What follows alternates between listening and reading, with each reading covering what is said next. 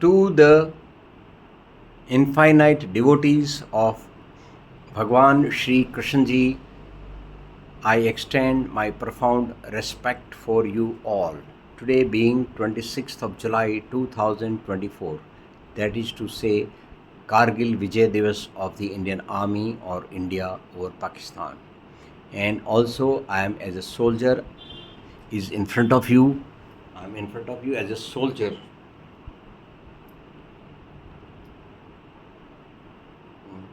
and carry out discourse on the Mantrah number 49, chapter 2 of Shrimadbhagwadgita, which tells us what is the difference between a selfless devotion to duty and those who are always looking forward to karma phal. Now we will start with our today's discourse with our Hari Bhakti Jap Yagya. Om Namo Bhagavate Vasudevaya Namaha. Let's first see in English what it says. Actions performed with attachment to their result are far inferior to the ones performed with wisdom. Therefore, O Dhananjaya, you seek shelter in wisdom. Those who act with a motive of the results are miserable. Now let's see in pure Sanskrit what does it say. Dureण ह्यावरं Karma बुद्धियोगा Dhananjay बुद्धो शरणं मनविच्छ कृपणाः फलहेतवः. Says Duren hi avaram karm. I say again, Duren hi avaram karm buddhi yogat dhananjay buddhau sharanam anvich karpanaha phal etava. Implying to us, let's see again in English. What does it say? Sri Krishna has already explained to Arjuna that you must not worry about your actions. Renounce your attachment to the results of your deeds. Again, while emphasizing this, it is also said here that a person who is anxious to bear the fruit of deeds is penniless and insignificant. God describes the intellect's yoga as the best. Those whose intellect works in harmony are certainly worthy of salvation.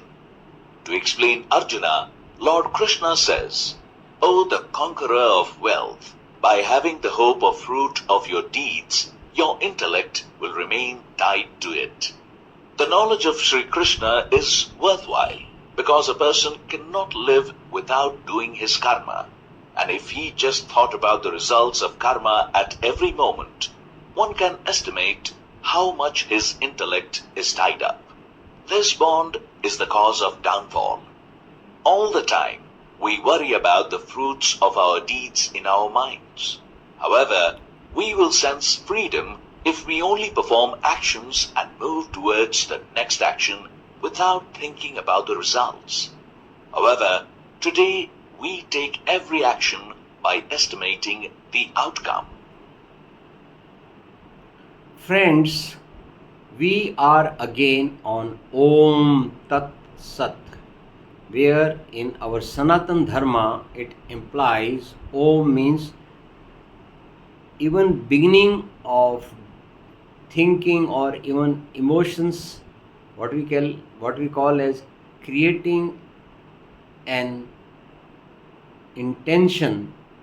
We always remember Almighty first, because in Sanatan Dharma, like in the Constitution of India, all acts of every government are performed on behalf of the President of India.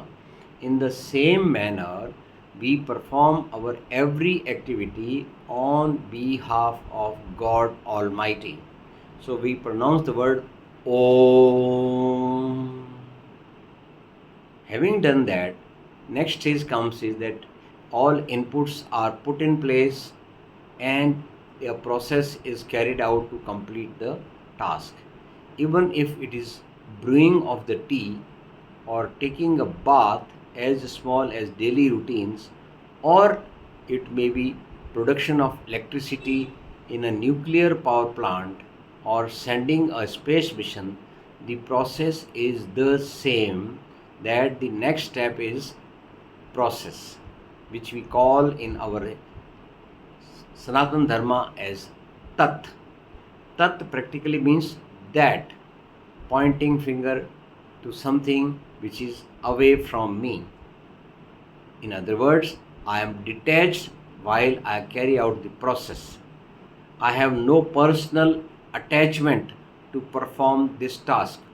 I am doing it because it is on behalf of my Where God. are you? I'm missing you. Even the nature is saying that she is missing such kind of wisdom and simple task in which there is no loss to you. There is always the blessings of the God Almighty on whose behalf you are doing the task. Now the third stage is Sat. Sat means whatever is the result, we say that it is the God Almighty who has decided to have the result as it comes to us, and we take it as a truth. Sat means truth. We take it as a truth. So Om Tat Sat, or in other words of the modern management, input, process and output. All three stages we perform the task as on behalf of the God, for the God, and result is by the God. So this is our Sanatan Dharma, defining it in verse 49 of chapter 2.